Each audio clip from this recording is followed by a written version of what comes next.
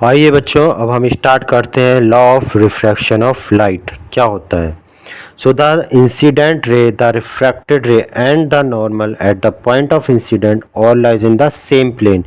यानी कि जिस तरह से लॉ ऑफ रिफ्लेक्शन में हमारे थे कि incident ray, refracted ray and normal तीनों ही एक ही प्लेन पे थे, सेम इसी तरह से इसमें भी होते हैं कि incident ray, refracted ray and जो नॉर्मल होता है eight the point of incident पे सभी लाई करते हैं।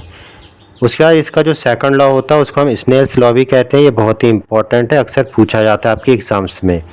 ये क्या कहता है? The ratio of sine of angle of incident to the sine of angle of reflection is a constant for a given pair of medium.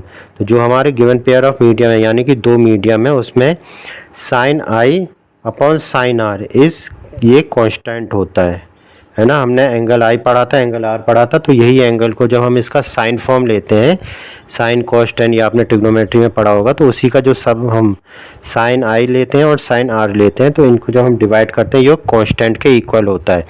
और ये कांस्टेंट क्या होता है? This constant is called refractive index. इसी constant को हम, जो ये इसका कांस्टेंट आता है, इसकी को हम रिफ्रैक्टिव इंडेक्स कहते हैं।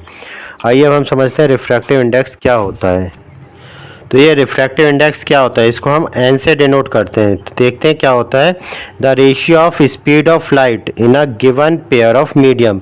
तो जो स्पीड ऑफ लाइट होती है उसका जो हम पेयर ले रहे हैं, पेयर्स में हम कोई से भी ले सकते हैं, दो पेयर्स मीडियम के तौर पर, तो उनके बीच में जो रेशियो होता है स्पीड का एक से दूसरे में, वही हमारा रिफ्रैक्टिव इंडेक्स कहलाता है।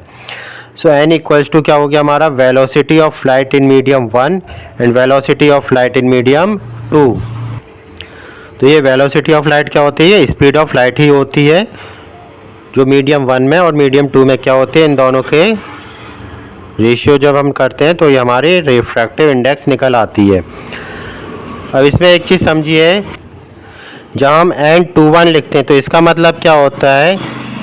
Refractive index of second medium, यानी कि जो सेकंड मीडियम है with respect to first medium. तो फर्स्ट मीडियम के कंपैरिजन में, यानी कि n21, तो जो हमारा नीचे लिख रहे हैं वेलोसिटी इन 1, वेलोसिटी अपॉन 2, तो refractive index of second medium with respect to first, तो विथ रिस्पेक्ट टू फर्स्ट है, इसलिए फर्स्ट ऊपर आएगा एंड सेकंड नीचे आएगा।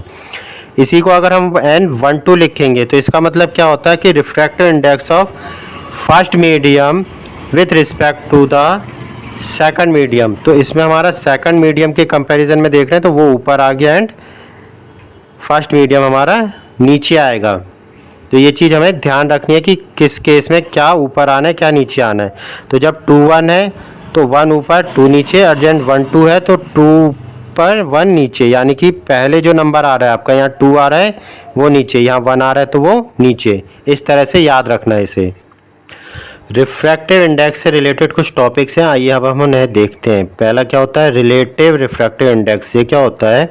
When light is going from one medium other than vacuum और एयर, यानी कि ये चीज़ ध्यान रखना है, जब हम एयर या वैक्यूम की बात नहीं करते हैं तब हमारा रिलेटिव रिफ्रैक्टिव इंडेक्स आता है। तो when light is going from one medium to another, एक मीडियम से दूसरे मीडियम में जाती है एयर या वैक्यूम के अलावा, then the value of refractive index is called relative refractive index. तो जो हमारी रिफ्रैक्टिव इंडेक्स की वैल्यू आती है उसे हम रिलेटिव रिफ्रैक्टिव इंडेक्स कहते हैं। तो अगर एयर की बात अगर हम करें या वैक्यूम की, तब क्या होगा? तो इसको हम कहते हैं एब्सोल्यूट रिफ्रैक्टिव इंडेक्स। यानी कि अगर हमारे एयर या वैक्यूम की बात नहीं हो रही है तो रिलेटिव, और अगर एयर या वैक्यूम की बात हो रही है तो एब्सोल्यूट।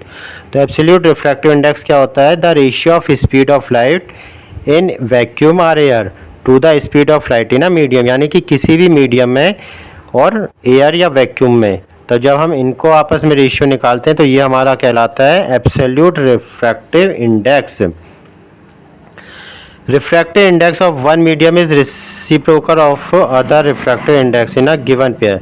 तो ये आपस में एक दूसरे के रेसिप्रोकल होते हैं, यानी कि अगर सेम मीडियम हम ले रहे हैं दो पेयर्स में, तो उसमें refractive index of one medium इस वाले का और दूसरे का, ये आपस में एक दूसरे के रेसिप्रोकल होते हैं, यानी कि इनका प्रोडक्ट 1 होगा। If refractive index of medium 1 with respect to air, अगर हम एयर में ले रहे हैं तो हम इसको इस तरह से डिनोट करते हैं 1 एंड इस साइड पे air, with respect to air है इसलिए एयर हमारा इस तरह से आएगा।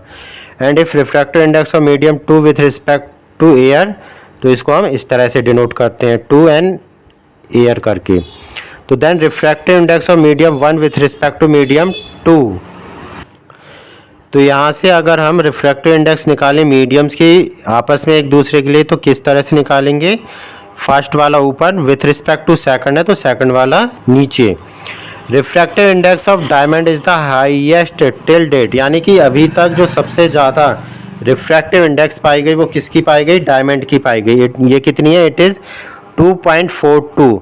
इसका मतलब क्या होता है कि जो स्पीड ऑफ लाइट होती है वो डायमंड में 1/2.42 टाइम्स है, लेस है किसके कंपैरिजन में, वैक्यूम या एयर के कंपैरिजन में। The refractive index depend on the nature of the material and the medium, तो जो रिफ्रैक्टिव इंडेक्स है ये किस पर डिपेंड होता है, जो हम मटेरियल यूज़ कर रहे हैं उसके ऊपर, and on the wavelength of the light used, और जो हम लाइट यूज़ कर रहे हैं उसकी वेवलेंथ पे। सभी लाइट्स की अलग अलग वेवलेंथ होती है, रेड की अलग होती है, ब्लू की अलग होती है, ग्रीन की अलग होती है, तो इस तरह से। तो कौन सा मीडियम यूज़ किया एंड कौन सी वाली लाइट हमने यूज़ की, इस पर डिपेंड होता है हमारा रिफ्रैक्टिव इंडेक्स। आइए अब देखते हैं ऑप्टिकली डेंसर मीडियम क्या होता है।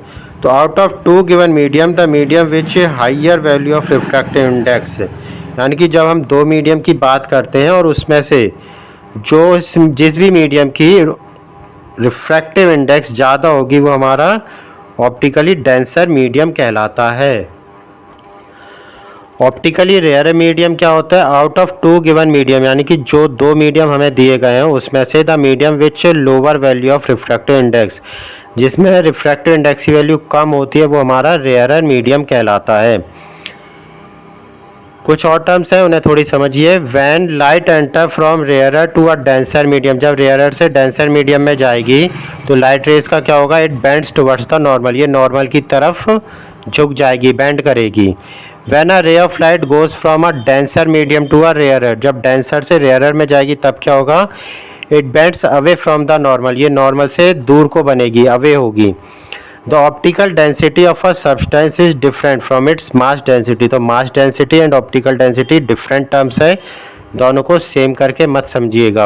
हो सकता है जिसकी मास डेंसिटी ज़्यादा हो उसका ऑप्टिकल डेंसिटी कम हो, या फिर जिसकी ऑप्टिकल डेंसिटी ज़्यादा हो उसका मास डेंसिटी कम हो, तो ये दोनों डिफरेंट टर्म्स है। आई होप आपको ये बहुत अच्छे से समझ में आया होगा। Thank you.